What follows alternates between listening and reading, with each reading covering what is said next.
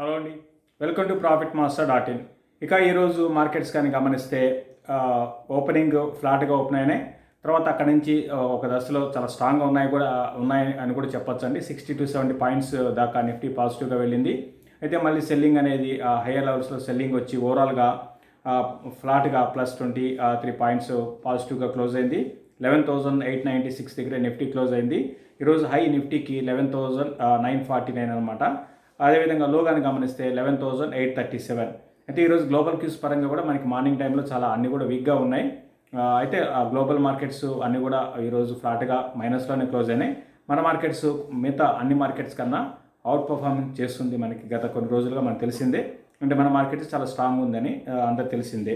మరోవైపు Nifty bank కానీ గమనిస్తే అంటే బ్యాంక్ నిఫ్టీ ఈరోజు ఫ్లాట్గా క్లోజ్ అయింది. ఇది కూడా లో కొంత ఈరోజు ఓపెనింగ్ కొంత వీక్గా ఉన్నా కూడా మళ్ళీ లో నుంచి రికవర్ అయింది. At the same time high నుంచి కూడా కరెక్ట్ కావడం చూసాము. ఓవరాల్గా +45 పాయింట్స్తో బ్యాంక్ నిఫ్టీ అనేది పాజిటివ్గా క్లోజ్ అయింది. ఈరోజు హై బ్యాంక్ నిఫ్టీకి 24,410 అనమాట. ఇక లోగాని గమనిస్తే 24,039. ఇక ఈరోజు టాప్ గెయినర్స్ నిఫ్టీలో పరంగా గమనిస్తే హెచ్సిఎల్ టెక్నాలజీస్ అండి. ఇది నేను అనుకున్నాం మనం షార్ట్ టర్మ్కి కొనుక్కోవచ్చు, లాంగ్ టర్మ్కి అనుకున్నాం. అది ఈరోజు 4% గెయిన్స్లో ఉంది. మరోవైపు టెక్ మహీంద్రా రిజల్ట్ అనౌన్స్ చేయనుందండి రేపు. ఇది 3% గెయిన్స్లో ఉంది. ఏషియన్ పెయింట్స్ కూడా ఈరోజు 2.3% గెయిన్స్లో ఉంది. ఇది 22వ తారీఖు రిజల్ట్ అనౌన్స్ చేయనుంది.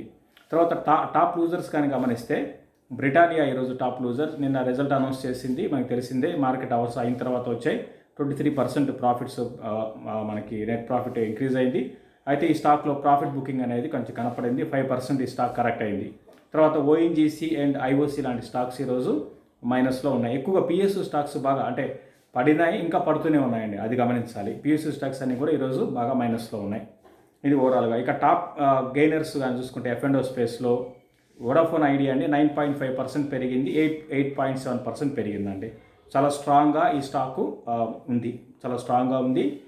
చాలా స్ట్రాంగ్ గెయిన్స్లో అంటే షార్ట్ కవరింగ్ అనేది వచ్చింది అనుకోండి F&Oలో, బట్ చాలా స్ట్రాంగ్గా ఈరోజు క్లోజ్ కావడం చూస్తున్నాము. తర్వాత ఇంకొక మనకి మిడ్ క్యాప్లో కానీ గమనిస్తే జస్ట్ డైల్ అండి. ఇది చాలా రోజుల తర్వాత కన్సాలిడేషన్ తర్వాత ఈ స్టాక్లో ఒక జంప్ అనేది వచ్చింది. 600 రూపీస్ దాకా ఈ స్టాక్ వచ్చింది. 18% ఈ స్టాక్లో మనకి 8% పరంగా జస్ట్ డైల్ 18% వచ్చింది. ఈ రెండు కూడా టాప్ గెయినర్స్ లిస్ట్లో ఉన్నాయన్నమాట. ఇది ఓవరాల్గా బ్రీఫ్గా మార్కెట్స్ గురించి. ఇక F&Oలో కానీ గమనిస్తే లాంగ్స్ బిల్డ్ అవుతున్న స్టాక్స్లో Asian Paints, Bharti Airtel, HCL Technologies లాంటి స్టాక్స్లో మనకి లాంగ్స్ అనేది బిల్డ్ అవుతున్నాయి. తర్వాత లాంగ్ బిల్డింగ్ అంటే ఫ్యూచర్స్లో బయింగ్ ఇంట్రెస్ట్ కనపడుతున్న స్టాక్స్ అనమాట. తర్వాత లాంగ్ అన్వైండింగ్ అని గమనిస్తే HDFC Life, Cummins, NALCO, Britannia Bajaj finance వీటిలో మనకి లాంగ్ అన్వైండింగ్ కనపడుతుంది, అంటే ప్రాఫిట్ బుకింగ్ అనేది కనపడుతుంది. HDFC Life, Cummins, Nalco, Bajaj Finance. తర్వాత షార్ట్ కవరింగ్ అని గమనిస్తే Mindtree, Voltas, Zee, Idea, Motherson Sumi, PVR లాంటి దాంట్లో షార్ట్ కవరింగ్ అనేది కనపడుతుంది. ఇక షార్ట్స్ బిల్డ్ అవుతున్న స్టాక్స్లో కానీ గమనిస్తే Bata, Kotak bank, NMDC, RIL, తర్వాత చాలా పిఎస్యు స్టాక్స్లో షార్ట్స్ అనేది బాగా బిల్డ్ అవుతున్నాయండి. రీసెంట్గా అందరూ తెలిసింది ఆర్ఐఎల్ కూడా బాగా వీక్ అయిపోయిందండి. హయ్యర్ లెవెల్స్లో ఆర్ఐఎల్ సస్టైన్ కాలేకపోతుంది. ఇది అండి F&Oలో. ఇక ఓవరాల్గా మార్కెట్స్ ఏ విధంగా ఉండవచ్చు. నేను అనుకున్నాం మనం 11,920 దగ్గర రెసిస్టెన్స్ ఫేస్ చేయొచ్చు అనుకున్నాం ఈరోజు, బట్ దాటి కూడా పోయింది. 11,940 అనేది క్లోజర్గానే 11,950 దాకా నిఫ్టీ ఈరోజు హై ఫామ్ చేసింది. బట్ క్లోజింగ్ బేసిస్లో 11,900 బిలో క్లోజ్ అయింది. అయితే నిఫ్టీకి మళ్ళీ ఒకసారి 12,050 అనేది ఒకసారి టెస్ట్ చేసే అవకాశం కనపడుతుంది నెక్స్ట్ ఫ్యూ డేస్లో. అంటే ఇక్కడ నుంచి ఒక 100 పాయింట్స్ 120 పాయింట్స్ అనేది నిఫ్టీ రెసిస్టెన్స్ అనేది ఫేస్ చేయొచ్చు. ఇక దాటితే 12,200. ఈ లోపల నేను కూడా ఒక కన్సాలిడేషన్ జోన్లోకి నిఫ్టీ ఉండడానికి అవకాశాలు ఉన్నాయి. రేపు బజాజ్ గ్రూప్కి చెందిన Bajaj finance and Bajaj Finserv result ఉన్నాయండి. అది కీన్గా అబ్జర్వ్ చేయమంటాను. ఎందుకంటే ఎన్బిఎఫ్సి స్టాక్స్ స్ట్రెంత్ ఏ విధంగా ఉందనేది ఈ రిజల్ట్తో మనకి తెలుస్తుంది. నేను అనుకోవడం కన్సాలిడేషన్లో బై అండ్ లార్జ్ మార్కెట్స్ ఉండవచ్చు. అటు బ్యాంక్ నిఫ్టీ కూడా సేమ్ అదే ట్రెండ్ అనేది ఉండొచ్చు. నిన్న లాస్ట్ 2 డేస్లో ఏవైతే బాగా పెరిగిన బ్యాంక్స్ ఉన్నాయో అవన్నీ ఈరోజు కొంచెం ఫ్లాట్గా ఉన్నాయి. బట్ మళ్ళీ నిన్న పార్టిసిపేషన్ చేయని హెచ్డిఎఫ్సి బ్యాంక్ మళ్ళీ ఈరోజు బ్యాంక్ నిఫ్టీకి సపోర్ట్ చేసింది. బ్యాంక్ నిఫ్టీ కూడా ఫ్లాట్గా ఉండే అవకాశాలు ఉన్నాయండి. ఇక చాలామంది అడుగుతున్న స్టాక్స్లో మనకి ఈరోజు యూపీఎల్ గురించి చూద్దామండి. యూపీఎల్ కానీ గమనిస్తే 454 రూపీస్ ఈరోజు కూడా వీక్గా ఉంది. రీసెంట్గా చాలా హెవీగా కరెక్ట్ అయిందండి. ఇది 500 ప్లస్ 520 నుంచి కరెక్ట్ అయింది. చాలామంది దేనికి యూపీఎల్లో ఈ విధమైన కరెక్షన్ వచ్చింది అని అడుగుతున్నారు. ఓవరాల్గా యూపీఎల్ ఫండమెంటల్గా ఒకప్పుడు బాగానే ఉండేదండి. అయితే ఇప్పుడు రీసెంట్గా ఏంటంటే ఆడిటర్స్, యూపీఎల్ ఆడిటర్స్ ఎవరైతే ఉన్నారో వాళ్ళు వైదొలిగారు అనమాట. దాని కారణంగా ఈ స్టాక్లో కేపీఎంజీ అనేది ఇది ఒక ఇంటర్నేషనల్ కంపెనీ అండి. వీళ్ళు యూపీఎల్కి ఆడిటర్స్ అనమాట.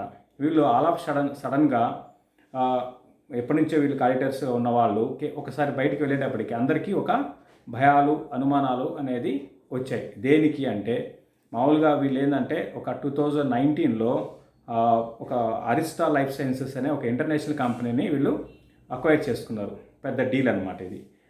సో అప్పటి నుంచి కూడా వీళ్ళకి ఈ స్టాక్ పడడం కూడా అప్పటి నుంచి స్టాక్ పడేది. ఇంతకుముందు అసలు ఈ స్టాక్ పడేది కాదండి. చాలా స్ట్రాంగ్ ఉండేది. ఫండమెంటల్స్, సౌండ్ ఫండమెంటల్స్ ఉన్నాయి. ఎప్పుడైతే అది ఆ కంపెనీ కొనడానికి వీళ్ళు ఏంటంటే బాగా డబ్బులు పెట్టుబడి పెట్టాల్సి వచ్చింది. అదంతా కూడా డెట్ అనేది ఎక్కువైపోయింది అనమాట. ఒక కంపెనీకి డెట్ ఎక్కువైపోతే ఎట్లా వీక్ అయిపోతుందో, ఫర్ ఎగ్జాంపుల్ యూపీఎల్ అనుకోవచ్చు. తర్వాత మనకి ఈవెన్ ఫార్మా స్టాక్లో సన్ ఫార్మా కూడా అండి. ఇంత మార్కెట్స్ పెరుగుతున్నాం, ఎన్ని ఫార్మా స్టాక్స్ పెరుగుతున్నా సన్ ఫార్మా పెరగడం లేదు. ఇది కూడా ఏం చేసిందంటే సన్ ఫార్మా అందరికి తెలిసింది, ఒక టైంలో ర్యాన్ వ్యాక్సిన్ తీసుకున్నారు. అక్కడ నుంచి వీళ్ళు వీక్ అయింది ఆ కంపెనీ. దాంతోపాటు చాలా డీల్స్ చేశారండి సన్ ఫార్మా కూడా. కొన్ని పదుల సంఖ్యలో డీల్స్ చేశారు. అంటే పెద్ద ఒక చిన్న కంపెనీస్ కొనేయడము, డెట్ రైజ్ చేయడము. సో దాని కారణంగా ఆ స్టాక్ పెరగలేదు. సేమ్ అటువంటిదే యూపీఎల్లో కనపడిందండి. ఇప్పుడు యూపీఎల్ డెట్ అనేది భారీగా పెరిగిపోయింది. లాస్ట్ ఇయర్కి ఎండింగ్కి యూపీఎల్ డెట్ బాగా ఉంది. ఈసారికి ఇయర్ కొంచెం మేనేజ్మెంట్ కొంచెం తగ్గింది అని చెప్తున్నారు కానీ బట్ ఇప్పటికి కూడా బాగా డెట్ ఉంది కంపెనీకి. అదొక రీజను. అంటే ఇప్పుడు మెయిన్ రీసెంట్గా ఇది పడ్డానికి ఏదంటే ఆడిటర్స్ వైదొలిగారు. ఈ ఆడిటర్సే రీసెంట్గా ఫండ్ రైజ్ చేయడానికి కూడా వీళ్ళకి సపోర్ట్ చేశారనమాట ఈ కంపెనీకి. సో వీళ్ళు ఎందుకు వైదొలిగారు అని డౌట్స్ అనేది వస్తున్నాయి అనమాట. అంటే బ్యాలెన్స్ షీట్ ఏ విధంగా ఉంది, వాళ్ళు చెప్తున్నది అంత కరెక్ట్, కార్పొరేట్ గవర్నెన్స్ కరెక్ట్గా ఉందా లేదా, తర్వాత ఈ డెట్ని వీళ్ళు ఏ విధంగా రానున్న రోజుల్లో మేనేజ్ చేస్తారు అనేది ఇవన్నీ కూడా డౌట్స్ ఉన్నాయి. దాని కారణంగా ఈ స్టాకు పడిందండి. కాబట్టి ప్రతి ఒక్కరు కూడా ఒక స్టాక్ కొనే ముందు రకరకాల యాంగిల్స్లో ఆలోచించాల్సి ఉంటుందండి. మనం ఇవన్నీ కూడా ఏంటంటే ఒక 2 to 3 మంత్స్లో చెప్పలేము. అందుకని అవాయిడ్ చేయండి అని చెప్తాం అనమాట. బట్ ఏదేమైనప్పుడు కూడా ప్రస్తుతానికి స్టాకు రిజల్ట్ వచ్చి కంపెనీ మేనేజ్మెంట్ మళ్ళీ మీద కాన్ఫిడెంట్ ఉంటేనే ఎవరికి ఇన్వెస్టర్స్కి అప్పుడు మళ్ళీ స్టాకు మళ్ళీ పెరగడానికి అవకాశం ఉంటుందండి. ఇది యూపీఎల్ గురించి. తర్వాత చాలామంది ఐఓఎల్ కెమికల్స్ గురించి అడుగుతున్నారు. ఇది మనం గతంలో చాలాసార్లు చెప్పామండి. 1-10 సార్లు చెప్పాము.